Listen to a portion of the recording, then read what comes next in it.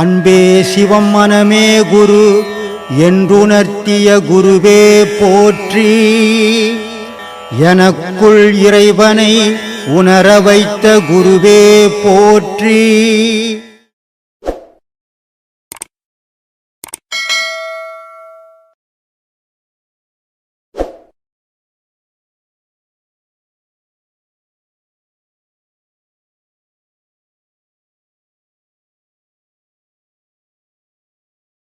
குரு சிஷ்யன்றது உபதேசம் கொடுக்கும்போது மற்ற நேரத்தில் வந்தால் நீயும் நானும் ஒன்று தான். உனக்குள்ளே இருக்கிறது தான் எனக்குள்ளே இருக்குது, எனக்குள்ளே இருக்கிறது தான் உனக்குள்ளே இருக்குது. அதனால் அந்த ஏற்றத்தாழ்வு இருக்கக்கூடாதுன்றதுக்கு தான் நம்ம இப்படி சமமாக பண்ணுறோம். இதை நான் மட்டும் பண்ணால் போதாது. நீங்களும் உங்கள் குடும்பத்துலேயோ இல்லை உங்கள் நண்பருங்கக்கிட்டோ நீங்கள் பழகும் போதும் அந்த ஏற்றத்தாழ்வு இல்லாமல் பழக கற்றுக்கணும். அது ரொம்ப பெரிய விஷயம். அன்பே சிவம் மனமே குருன்றோம். அன்பு தான் கடவுள். எப்போ மனசுக்குள்ளே நம்மளை பற்றி நம்ம யோசித்து நம்ம அன்பாக இருக்கிறோமோ அப்போ பிறர் மேலேயும் அன்பாக இருப்போம்.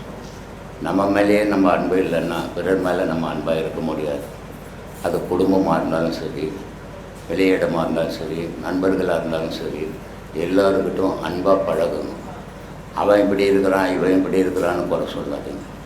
அவன் இருந்தால் இருந்துட்டு போட்டோம், நம்ம இருக்கிற மாதிரி இருப்போம். அதுதான் நமக்கு முக்கியம், நமக்கு நல்லது. அதனால் இந்த ஆசிரமத்தில் வேற்றுமை இல்லாத பழகிறோம். இது மாதிரி உபதேசங்கள் எங்கேயும் கிடையாது.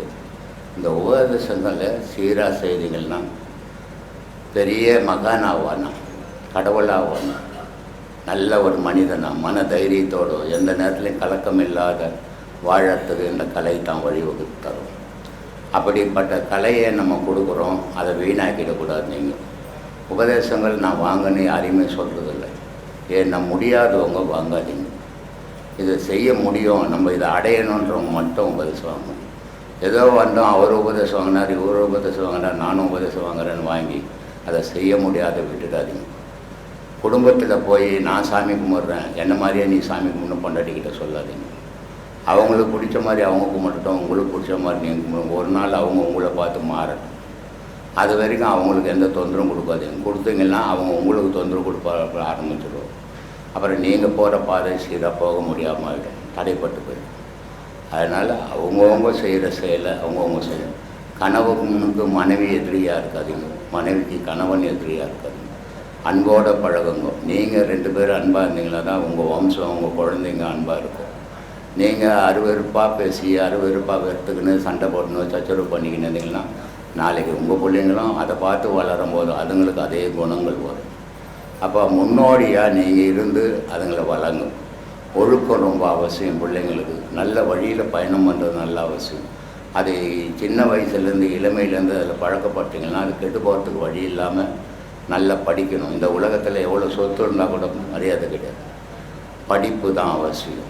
பிள்ளைகளை உங்களுடைய உழைப்பை வீணாக்காமல் குழந்தைங்களை நல்லா படிக்க வைக்கணும். படிப்பு ரொம்ப அவசியம். படிப்பு இருந்ததுன்னா யாரும் இல்லைன்னா கூட அவன் போஷிப்பான். படிப்பு இல்லைன்னா அவன் மூடனாக மாறிடும்.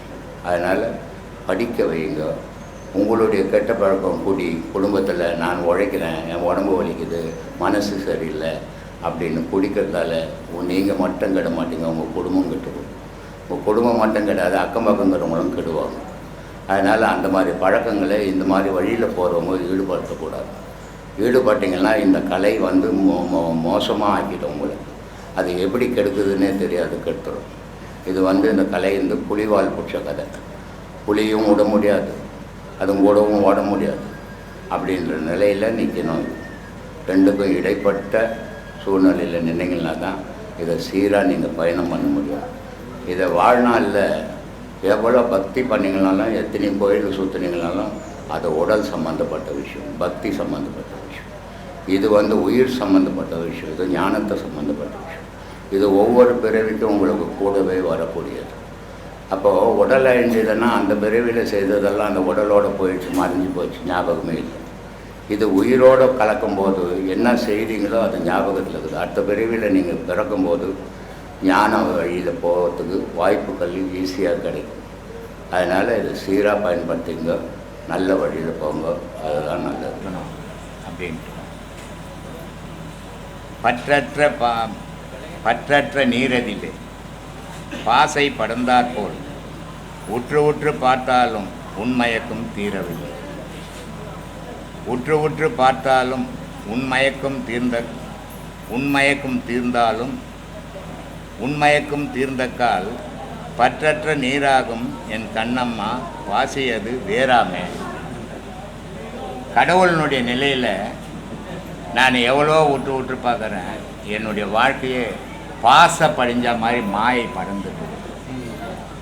ஆனால் நான் உற்று பார்த்தா பாசையை உன்னுடைய அருள் எனக்கு கிடைச்சதுன்னா பாசையெல்லாம் விலகி புத்த நீர் மாதிரி இருக்குமே. நான் உன்னை கண் குளிர பார்ப்பேனே அப்படின்னு. மனுஷன் கடவுளை பார்க்குறோமோ இல்லையோ கணவனை பார்க்கணும், கடவுளை பார்க்குறோமோ இல்லையோ மனைவியை பார்க்கணும், கடவுளை பார்க்குறோமோ இல்லையோ பிள்ளைகளை பார்க்கணும், கடவுளை பார்க்குறோமோ இல்லையோ காசு பணத்தை பார்க்கணும்.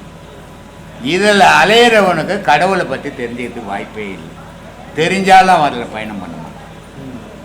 எத்தனையோ மகான் எத்தனையோ கோடி காலமாக வந்து சொல்லிக்கின்றாங்க. எந்த மனுஷன் எத்துக்குன்னு சீரான முறையில் வழி நடக்கும். அதனால் இந்த நாட்டில் நம்ம எடுத்துக்கலன்னு நினைக்கவே கூடாது. நம்ம சொல்ல வேண்டிய கடமை நம்ம சொல்லிக்கினே இருக்கணும். எடுத்துக்கலாம். உலகத்தில் உள்ள ஐயாவுடைய சீடர்களுக்கும் பக்தர்களுக்கும் ஐயாவுடைய சார்பாகவும் பிரம்மசூத்திர குழு சார்பாகவும் ஆத்மா வணக்கம். திரேதாயுகத்தில் விதர்ணன் சொல்கிறான், என்ன புண்ணியம் செய்தானோ மாமுனியே, ஏது புண்ணியம் செய்தானோ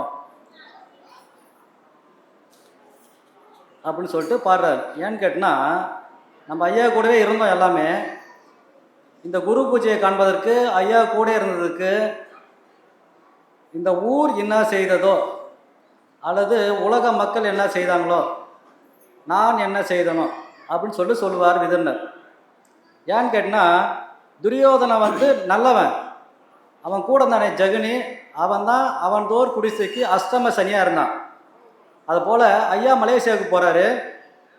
விதர்ணனுக்கு துரியோதனன் பகவானுக்கு என்ன செய்கிறார் கேட்டால், சின்ன மாமனார் வந்தா என்ன, பெரிய மாமனார் வந்தா என்ன என்பது போல் பகவான் வரக்கூடிய வழியை பார்த்துட்டு மான் தோரணம், மயில் தோரணம், மகுட தோரணம் எல்லாம் போட்டு காம்பறிஞ்ச மலர் ஒரு முழம் கொட்டுறானா. அதை பார்த்த விதர்ணர் வரகிற வழியிலே பார்த்துட்டே இருக்கிறாரு. போயிட்டு விதர்ணர் பகவானுடைய காலில் விழுந்து கூப்பிட்டு வீட்டுக்கு கூப்பிட்டு வர்றாரு. கூப்பிட்டு வந்தோடனே விதர்ணர் வீட்டில் வந்தோடனே பகவானுக்கு பசி எடுத்துச்சு. அப்போ விதர்ணர் ஒரு குஷ்ட நோய் உள்ளவன், அவனால் எந்த சாப்பாடோ எதுவுமே செய்ய முடியாது. அதனால் விதர்ணர் என்ன பண்ணுறாரு, 1000 மன்னர்களை வச்சு சமைக்கிறார். ஐயாவுக்கு என்னென்ன வேணும் அப்படின்னு சொல்லிட்டு பகவானுக்கு தேவையான அனைத்து சாதத்தையும் படைக்கிறார். ஏன்னு கேட்டால் சதுர்பூஜை சேவை அப்படின்னு சொல்லிட்டு காட்டினது விதர்ணனுக்கு மட்டும்தான் பகவான். அதை போல் இந்த குரு பூஜை என்பது கேட்டால் இந்த கலியுகத்தில் ஒரு குடும்பத்திலே இருந்துக்கிட்டு குடும்பத்தையும் பார்த்துக்கிட்டு உலக மக்களுக்கு என்னென்ன வேணுமோ எல்லா செயலும் செய்து ஞானத்தை அடைஞ்ச ஒரே ஒரு மகான் என்னுடைய குரு பிரம்மஸ்ரீ நித்யானந்த சாமி மட்டும்தான். இந்த குரு பூஜை என்னதுன்னு கேட்டால் இது நம்ம மட்டும் பார்க்குறது கிடையாது. 33 கோடி தேவர்கள், 48,000 ரிஷிமார்கள், கிம்பரர், கிம்புருடர், கதிரகாமனர், அஷ்டத்துக்கு பாலகர், எழுதக்கூடிய பிரம்மா, யமதர்மராயன், சந்திர சூரியன் எல்லாம் எப்படி வருவாங்களா, ஈயாவும் எறும்பாவும் வண்டாவும் சுத்திரி இருப்பாங்களாம். அவங்களுடைய ஆசீர்வாதம் நம்மளுக்கு கிடைக்கும் அன்னைக்கு. அதுதான் குரு பூஜை. ஐயாவுடைய ஆசீர்வாதத்தோடும் இறைவனுடைய அருளும் மற்றடைய சித்தர்கள் ஞானியுடைய மகானுடைய ஆசீர்வாதம் அன்றைக்கி கிடைக்கும். ஏன்னு கேட்டால் நம்ம வருஷத்தில் பார்க்குறோம், ஊரில் ஒவ்வொரு குடை விழா நடக்கும். ஒரு கோவில் நம்ம அம்மன் கோயிலில் போனால் வருஷத்துக்கு ஒரு நாள் தான் திருவிழா நடக்கும். இப்போ கிறிஸ்மஸ் ஒரு நாள் தான் குடை விழா நடக்கும். முஸ்லீமுக்கு நபிகள் நாயகம் அது போல் தான். ஐயாவுக்கும் அந்த ஒரு நாள் மட்டும்தான் நடக்கும். எல்லா சீடர்களும் பக்தர்களும் கேட்டால் எல்லா ஞானத்தையும் யோகத்தையும் சைடில் வச்சுட்டு அந்த ஒரு நாள் குருவுக்கோசரம் இறங்கி எல்லாமே வேலை செய்யணும். இதுதான் உண்மையான சீடனுடைய வழிபாடு. ஏன்னு கேட்டால் இன்றைக்கி உள்ள ஆன்மீகவாதிலாம் நிறைய பேர் ஆன்மீகம் பேசுகிறாங்க. இன்றைக்கி உள்ள ஆன்மீகவாதிங்கிட்ட எவ்வளோ யூடியூப் போகிறலாம் போய் பார்த்துட்டு வராங்க. ஐயா மாதிரி ஏன் ஆக முடியலன்னு கேட்டோம்னா, பிராணன் அபானன் 2 காற்று இருக்குது. அதே போல் சயின்ஸில் பார்த்தோன்னா ஆக்சிஜன், கார்பன் டை ஆக்சைடு 2 காற்று இருக்குது. இந்த பிராணன் அபானன் கேட்டால் உயிர்காற்று, வெளிக்காற்றுன்னு பேர். சயின்ஸில் பார்த்தோம்னா ஆக்சிஜன் என்பது உயிர்காற்று, கார்பன் டை ஆக்சைடு வெளிக்காற்று. அந்த கார்பன் டை ஆக்சைடு அப்படின்னு சொல்ல டைமண்டாக ஆக்கக்கூடிய வித்தையை செய்து காட்டியவர் தான் என்னுடைய குரு பிரம்மஸ்ரீ நித்யானந்த சாமி மட்டும்தான். அதனால தான் உலகத்தில் டைமண்டை தேடி நம்ம கடைக்கு ஓடுறோம் வாங்குறதுக்கு. அந்த மாதிரி இந்த டைமண்டை தேடி எத்தனை கோடி பேர் எதிர்பார்த்துட்டு வாங்குறதுக்கு விலை பேசுகிறாங்க, ஆனால் யாராலையும் வாங்க முடியல. அப்போ ஐயா ஒரு டைமண்ட். இந்த டைமண்ட் ஆக்கக்கூடிய வித்தை யாருன்னு கேட்டால் ஆக்கக்கூடிய சக்தி என்னுடைய குரு. இன்னைக்கு உள்ள ஆன்மீகவாதியில் ஐயா மட்டும்தான், மீது யாருமே கிடைக்கல. ஏன்னு கேட்டினா எல்லா ஆன்மீகவாதியும் பொருள் தேடி பொண்ணு தேடி வெளிநாட்டுக்கு எல்லாம் போடுறாங்க. ஆனால் ஐயா எந்த பொருளுக்கோ பொண்ணுக்கோ எதுவுமே எங்கேயும் போகல. பட்டினத்தார் 9 கோடி சொத்தை வீட்டை விட்டுட்டு என்னது இல்லைன்னு சொல்லிட்டு வெளியே வந்துட்டார். அந்த மாதிரி என்னுடைய குரு 7 மாதத்தில் 9 கோடி சொத்தை செய்துட்டு என்னதுன்னு சொல்லிட்டு வெளியே அவரும் போயிட்டார். ஆன்மீகத்தை இறைவனோடு கலந்த ஒரே ஒரு ஆன்மீகவாதி என்னுடைய குரு பிரம்மஸ்ரீ நித்யானந்த சாமி மட்டும்தான். தவறாக பேசினா மன்னிச்சுங்க. ஆத்மா வணக்கம். ஒன்றும் புரியல. தண்ணி பாம்பு தலையில் மாணிக்கம் எப்படி வரும்னு கேட்குறேன். வரும். மாணிக்கம் வரணும்னா அது எங்கேயும் வரும். நல்ல பாம்பு கிட்ட தானே வரும், நாகப்பாம்பு கிட்ட தானே வரும். இப்போ சொல்கிறாரு, மரப்பசுவின் முளையத நீர் பாலும் உண்டாமோ. மரத்தால் ஒரு பசுவை செஞ்சு வச்சுட்டு அதுக்கு காம்பில் பால் வரும்னா எதிர்பார்த்தா நடக்குமா? நடக்காது. ஆனால் பசு மாதிரி தான் இருக்குது, பால்லாம் கறக்காது. அந்த மாதிரி மலடிக்கு சுதனுடைய மகிழ்ச்சி உண்டோ? குழந்தையே பெற்றுக்கல, அவங்களுக்கு குழந்தையோட அருமை தெரியுமா? தெரியாது. துரத்தறியா தண்ணீர் பாம்பன் தலையில் துலங்கும் மணி ரத்தினமும் தோன்றுமோ சொல். எத்தனா ஓடி போகிற தண்ணி பாம்பு கிட்ட போய் அது தலையில் மாணிக்கம் வரும் ரத்தனம் வரும்னு சொன்னால் நம்புற மாதிரியாப்பா இருக்குது. யார் சொல்கிறது? சிவானந்த போதம்ன்ற விஷயத்தை சொல்கிறாங்க நமக்கு. பரத்தினுடைய நிலையதனை குரு முன்பாக பதியாத மூடனையே பணிந்ததாலே விருத்தமே இல்லாமல் உதவி செய்ய மெய்ஞானம் உண்டாமோ விளம்பு நெஞ்சே. யாரை போய் சேர்ந்துடாதப்பா, இந்த மாதிரி ஆளுங்க இருப்பாங்கன்றாரு. எந்த மாதிரி? மரப்பசுவின் முளையதனில் பாலும் உண்டோ. மரப்பசு மாதிரி ஆளுங்களாம் இருப்பாங்கப்பா, பார்க்கறதுக்கு பசு மாதிரியே இருப்பான், ஆனால் அங்கே பால்லாம் சுரக்காது. ஏன்னா அது மரப்பசு. அடுத்து மலடிக்கு சுதனுடைய மகிழ்ச்சி உண்டோ. பிள்ளையே பெற்றுக்கல, அவள் பிள்ளைய பெற்றதுடைய அருமையெல்லாம் சொல்ல முடியுமானா பெற்றவங்களாலே சொல்ல முடியாத. வாய் திறந்து நான் பெற்றுக்கும் போது இப்படிலாம் பாடுபட்டேன்னு சொல்லவே முடியாது எந்த பெற்றவங்களாலையும். அப்போது பெற்றவங்களாலேயே சொல்ல முடியாதுன்னா பிள்ளையே பெற்றுக்காத ஒரு ஆளால் சொல்ல முடியுமா? ஒரு அம்மாவால் சொல்ல முடியும்னா வாய்ப்பே இல்லை. அப்போது துரத்தறிய தண்ணீர் பாம்பதன் தலையில் துலங்கும் மணி ரத்தினமும் தோன்றுமோ சொல். தெத்தி விட்டா ஒரு தண்ணி பாம்பு தலையில் ரத்தனம் வந்துடுதுன்னா எவ்வளோ பெரிய பொய்யிடா. அந்த மாதிரி உலகத்தில் ஒரு சிலர் இருப்பான், அவங்கிட்ட நீங்கள் கவனமாக இருங்கன்றாரு. இது எதுக்காக சொன்னோன்னா, கார்பன் டை தான் அங்கே இதுவாகுது, கார்பன் தான் டைமண்ட் ஆகுது. அதுக்கு தான் சொல்கிறேன், தண்ணி பாம்பு தலையில் டைமண்ட் வர்றதுக்கு வாய்ப்பே கிடையாது.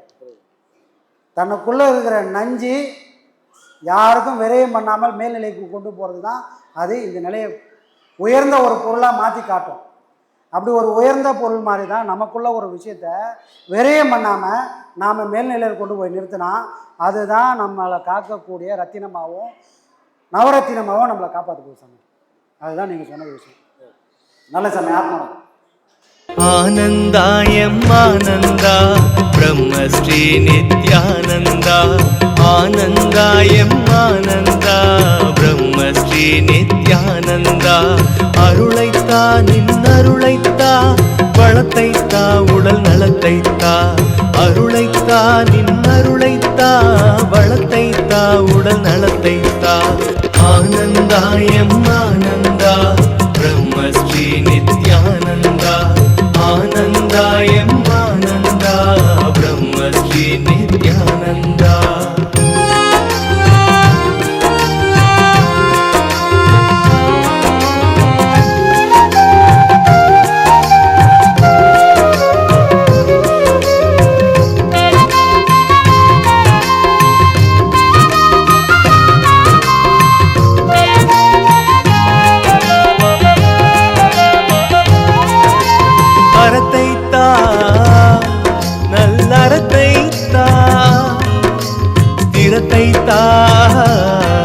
நெஞ்சுரத்தைத்தா வரத்தைத்தா நல்லறத்தைத்தா. திறத்தைத்தா நெஞ்சுரத்தைத்தா. அறிவைத்தா மன தெளிவைத்தா. மகிழ்வைத்தா நல் மனதைத்தா. ஆனந்தாயம்